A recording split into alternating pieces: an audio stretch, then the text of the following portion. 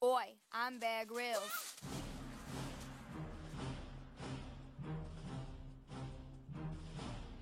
I explore the wild and encounter dangerous situations to help you survive.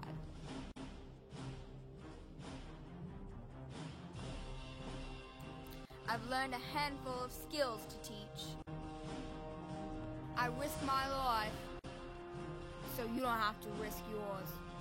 This is Man vs. Wild.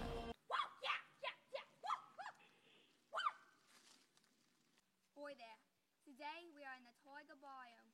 The biome is an area categorized by climate and animal and plant communities. It is made up of biomass, which is all the organic matter inside the environment. This is the areas of the world where the taiga is located. And this is biomass. Ecological succession is when one type of community gets replaced by another type over time. There are two types of ecological succession. The first type is primary succession, which occurs on land that has not previously supported life. The second type of ecological succession is secondary succession. This occurs on land that has previously supported life. This land is an example of secondary succession because it was burnt down in a forest fire a long time ago and has grown back. As you can see, this is now a climaxed community because it has reached a stable state after succession. Moss grown in the taiga is an example of pioneer species because it is the first species to form in a new habitat. A beaver is one of the major animals in the taiga biome. You don't usually see them out during the day because they like to play at night, but here's a picture of one. Beavers have flat paddle-shaped tails, webbed hind feet, and sharp front teeth. They are herbivores and they eat pondweed, tree bark, buds, and leaves. They are usually always around their dams. Oh look, there's a beaver dam. A beaver's niche or role in the community is to build these dams for other organisms. A beaver is a keystone species because the organisms in the community rely on these dams and ponds to live. Pondweed is an aquatic plant found in fresh water. It is used by beavers to build their dams and also for food. Fish can hide inside of the roots because they are underwater and they can hide from predators. On the way down here, I picked up some soap berries so that I could eat them. This is what they look like. Yum. When beavers eat soap berries and pondweed, it is an example of a food chain because the energy is going from the plants to the consumer. This is an energy pyramid. An energy pyramid shows energy loss. Each one of these is a trophic level, and as you go up the pyramid, it shows loss of energy. Another animal that lives in the taiga is a river otter. An endangered species in the taiga is Methuselah's beard. It hangs in long stripes and looks like Spanish moss, and it's endangered due to deforestation, logging, and pollution. If you dig in the soil, you will find worms. Worms are decomposers, which means that they break down dead and decaying organisms. Worms are also part of the biogeochemical cycles, which is the flow of chemical elements and compounds between living organisms and their physical environment. Worms are part of this process because they put carbon compounds back into the soil. The taiga is home to the Siberian crane. They are threatened by pollution that destroys the marshes in the taiga, which serves as their only nesting ground. They are also periodically shot by careless hunters. Lily, give me that. How I Met Your Mother's on.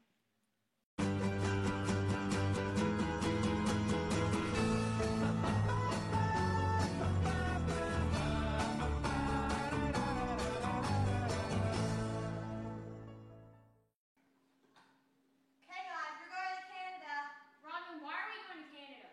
Yeah, we all hate Canada.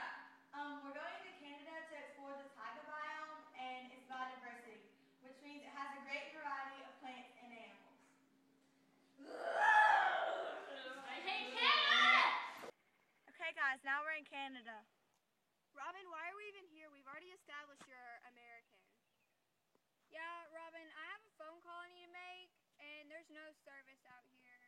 Robin, I'm still in love with you. Ted, it's not the time to say that.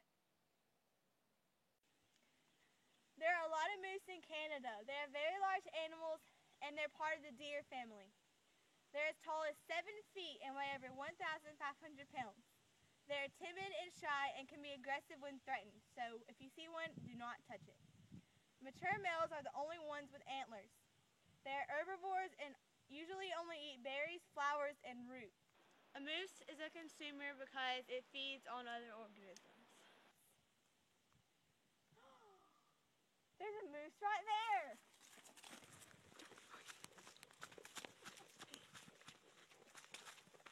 As you can see, it's very tall, over 7 feet, and it's a mature male because it has antlers. Barney, how did you get up there? It's magic. Oh, yeah, I bet. This is a major plant found in the taiga. It's a striped maple. It's found at higher elevations in mountains. It's also known as the moosewood and moose maple. It is eaten by moose. It's found on a small deciduous tree, 5 to 10 meters tall, and the trunk is up to 20 centimeters in diameter. The bark is striped green, white, and brown. The leaves have 3 shallow points.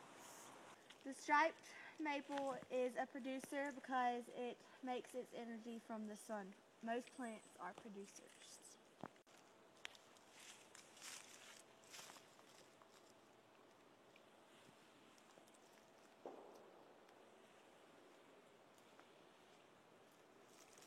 One of my favorite animals found in the taiga is the bald eagle.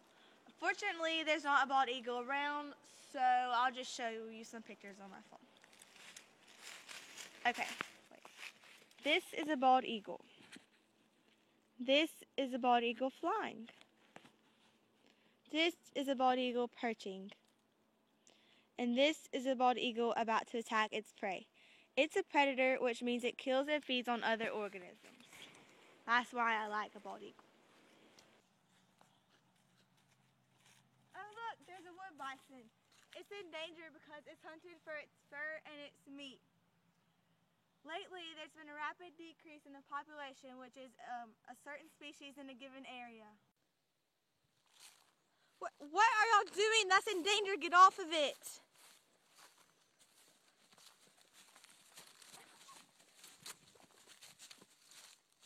Robin, what's so important about the taiga? What kind of question is that? Why is the taiga important? It's important because paper comes from the taiga. Lumber comes from the taiga, like the wood flooring in your apartment, Barney. And petroleum products come from the taiga, just like this petroleum jelly. And oil.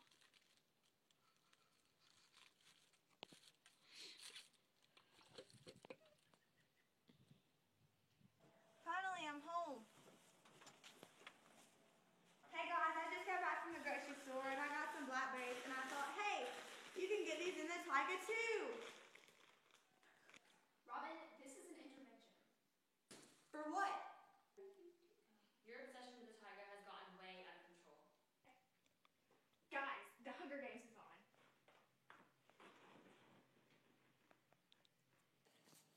Hello, I'm Effie Trinket, and welcome to the 74th Annual Hunger Games! I'm going to be choosing 2 tributes for District 12, and may the odds be ever in your favor.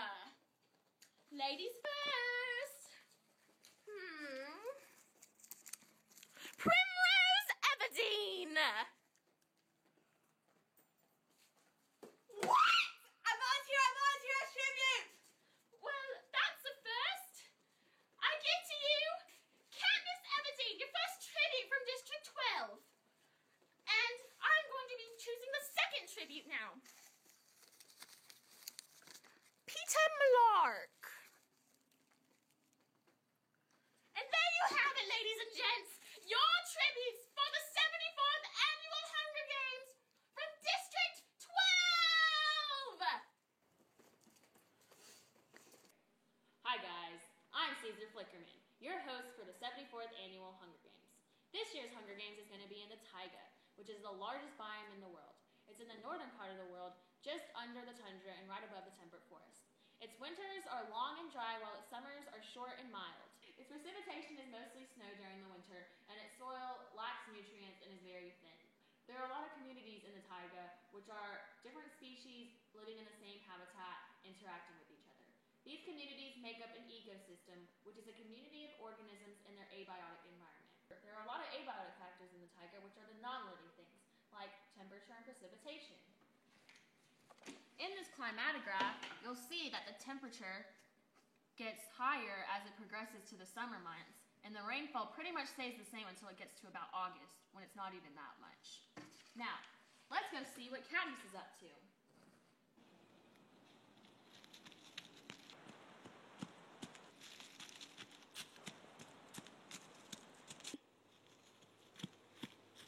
Allies!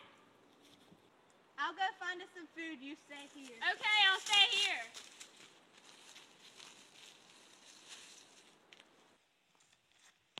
Oh my God, it's a black bear.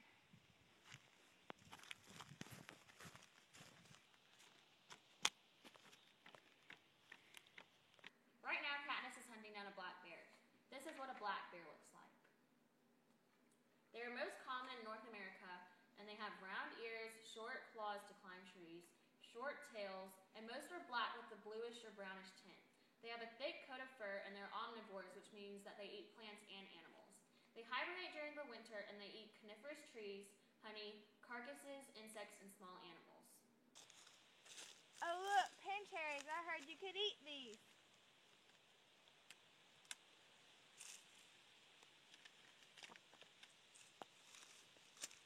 Right now, Katniss is finding some pin cherries to eat. This is what a pin cherry looks like. They are grown as small trees and can grow up to 5 to 15 meters tall and 10 to 51 centimeters wide. They are grown at higher elevations, and they can regenerate by seed and sprout. Their lifespan is around 20 to 40 years long, and they are an important food source to black bears.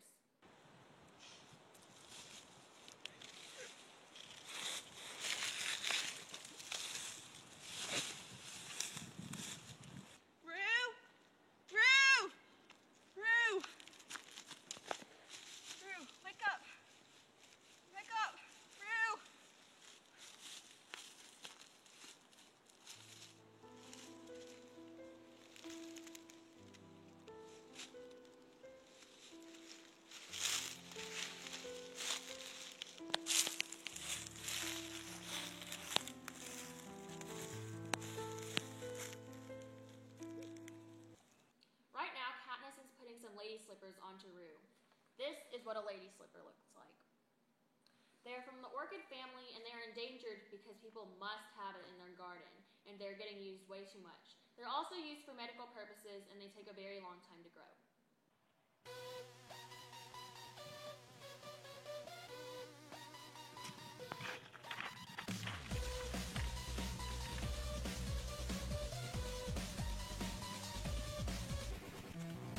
Other animals found in the taiga are gray wolves and wolverines. The Siberian tiger is an endangered animal in the taiga in far eastern Russia and northern China. It is the world's largest feline, and its meat, along with its luxurious fur, is highly prized in Korea and Japan. Although it is illegal to poach Siberian tigers, the Russian people are so poor that they do it anyways. There are approximately 250 to 450 remaining in the world. Unless strict measures are taken to preserve these tigers, they may disappear forever in a few short years.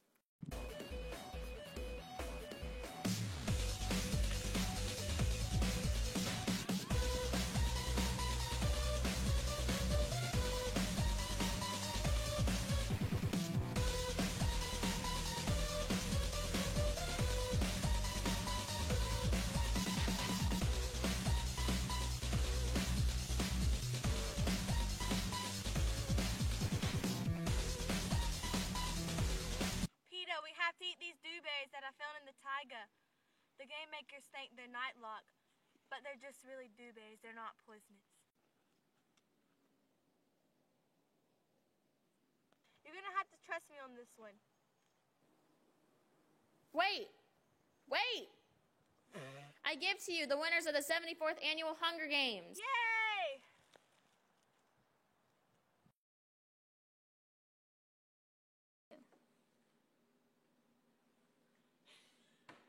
Every time it's going, I mess up every time. Okay, whatever, go. Okay. Stop smiling. Robin, I still love you. I'm getting close-ups right now. It's hunted for its fur and its meat. I don't know what to do now.